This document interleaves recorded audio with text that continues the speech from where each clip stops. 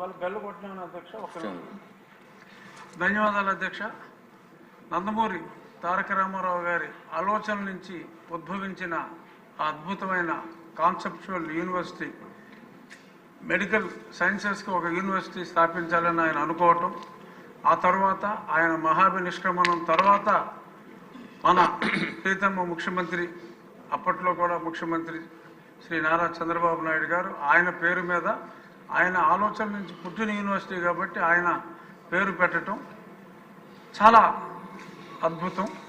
కానీ మరి ఆ తర్వాత జరిగిన పరిణామాల్లో ఇందాక ఎంతోమంది సభ్యులు చెప్పినట్టు ఎక్సెప్ట్ శ్మశాన వాటికలు మిగిలిన అన్నింటికి కూడా మరి ఎక్కడ పడితే అక్కడ ఆ పేర్లు పెట్టుకోవటం జరిగింది.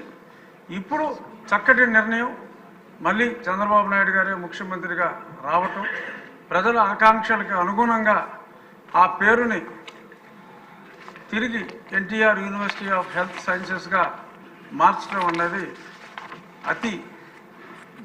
ఈ సెషన్లో తీసుకున్న చాలా మంచి నిర్ణయాల్లో ఇది కూడా ఒక అతి గొప్ప చారిత్రాత్మక నిర్ణయంగా భావిస్తూ, ఇదే స్ఫూర్తితో చాలా చోట్ల కొన్ని మంచి మంచి పార్కులకి అన్నిటికీ కూడా ఒకే పేరు పెట్టుకోవటం జరిగింది.